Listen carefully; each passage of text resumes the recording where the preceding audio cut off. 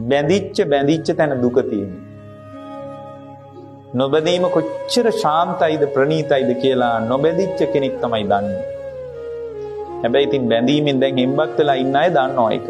බැඳීම ඇතුලේ මොන්න තරම් මහ විශාල මේ මහ පොළොවේ අරගලයක්ද තියෙන්නේ කියලා දැන් මේ අම්මලා හොඳට දන්නවා. මැරෙනකම් මේ ගත කරන ජීවිතය ඇතුලේ මොනතරම් බැරෑරුම් අරගලයක්ද තියෙන කියලා දන්නවා. ඒකයි ගොඩාක් දෙනෙකුට ඉතින් අපරාධේ මේ මම නම් ඒ කාලේ මේ ධර්මයක් තේරුණා නම් මම නම් පැවිදි වෙනවා කියලා Tamange හිත කියන්නේ නැද්ද?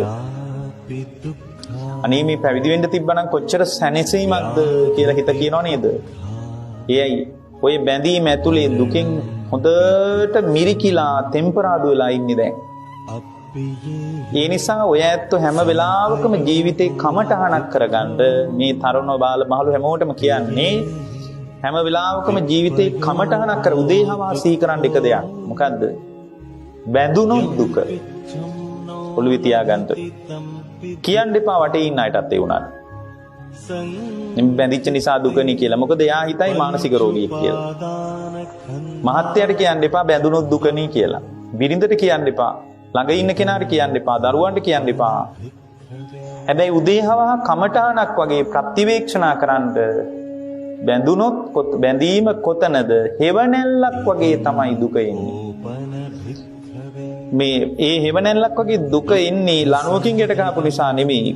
සමහරට දකින්න ඕනේ නැහැ, සමහරට අහන්න ඕනේ නැහැ, සමහර විට ස්පර්ශයෙන් විඳින්න ඕනේ නැහැ. සමහරට සිතින් සිතුවිලි වලින් බැඳුනොත් එහෙම බැඳිච්ච තැන දුක තියෙනවා. ඒක දක්කොත් ඔයගොල්ලෝ ජීවිතේ අනේ කොතනද බැඳෙන්නේ? බැඳෙන තැන දුක නේද කියලා ඔය ඇත්තෝ දකින්න පුරුදු වුණොත් ඒක ඔයගොල්ලන්ගේ ජීවිතයේ ඇතුලේ ඔයගොල්ලෝ ඒක දකින්න පුරුදු වුණොත් පින්වත්නි ඒක තමයි අවබෝධය කරා යන කමඨාන. උදෙත් සිහිකරන්න බැඳිච්ච තැන දුක තියෙනවා කියලා. රැයට නිින්දට යනකොටත් සිහිකරන්න බැඳිච්ච තැන දුක තියෙනවා කියලා. අන්න එතකොට ඔයගොල්ලන්ට තියෙනවා දර්ශන කෞශල්‍යයක්. දකින්න ඔයගොල්ලෝ ඔයගොල්ලන්ගේ සිත. බුදුරජාණන් වහන්සේ වදාළ දේශනාව ඇතුලේ ඔය ඇත්තොන්ගේ සිත දකින්නවා පින්වත්නි. ඔයගොල්ලන්ගේ සිත දකින්නවා එතකොට. ඒ සිත දකින්න හැකියාව කියන්නේ පුදුම කුසලයක්. කුසලයේ උපද්දවන්න පින්වත්නි උදේහවහ. සාමාන්‍ය ජීවිතය ඇතුලේ කුසලයේ උදේහවහ උපද්දවන්න කියලා කියනකොට ඔයගොල්ලන්ගේ ඔළුවට එනවා නේද මේ පන්සල් යන්න බෑ කොයි වෙලාවෙත්. දන් දෙන්න බෑ කොයි වෙලාවෙත්. වත් පිළිවෙත් බුද්ධ පූජා කරන්න බෑ කොයි වෙලාවෙත්. ඔබ වහන්සේලා නම් කියයි කියලා කියනවනේ හිතෙනව නේද?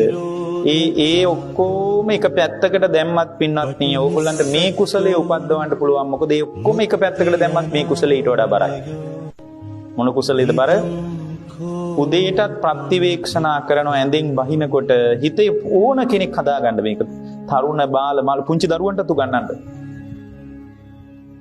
උදේම නැගිටිනකොට උදේම ඇඳෙන් බහිනකොට හිතන්න බැඳුනොත් එතන දුක තියෙනවා කියලා.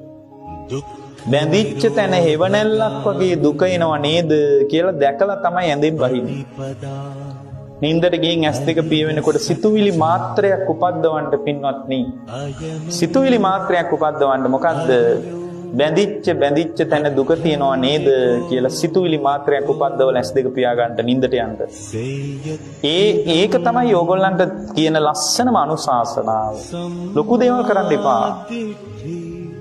උදේ හවහයි සිතුවිලි මාත්‍රයක් උපද්දවන්න බැඳිච්ච තැන හෙවණැල්ලක් වගේ දුක එනවා නේද? හවසත් හිතන්න බැඳිච්ච තැන හෙවණැල්ලක් වගේ දුක එනවා. එතකොට හිතට ඒක හැම මස්ලේ නහර ඇට මිදුළු වලටම කිදා බහිනවා.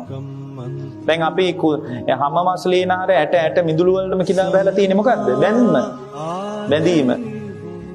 ඒකනේ අර සුද්ධෝදන රජුරු කියලා තියෙන්නේ මේ රාහුල කුමාරයාව පැවිදි කරන්න එක්කරණ ගිහින් පැවිදි කළාම අනේ මේ දෙමව්පියන්ගෙන් අහන්න නැතුව පහන කරන්න එපා. මේ දරු සෙනෙහස මේ හැම සිඳගෙන මස් වලට ගිහින් තියෙන්නේ. මස් සිඳගෙන මේ සිවිය සිඳගෙන මසට ගිහින් හැමස්ට ගිහින් හැම සිඳගෙන මසට ගිහින් මස සිඳගෙන ඇට වලට ගිහින් ඇට සිඳගෙන ඇට මිදුළු වලට ගිහින් තියෙන්නේ. ඒ නිසා මේ කායින්වත් අහන්න නැතුව මාන කරන්න එපා. ඇයි? ඒ බැම්ම එච්චර බරපතලයි.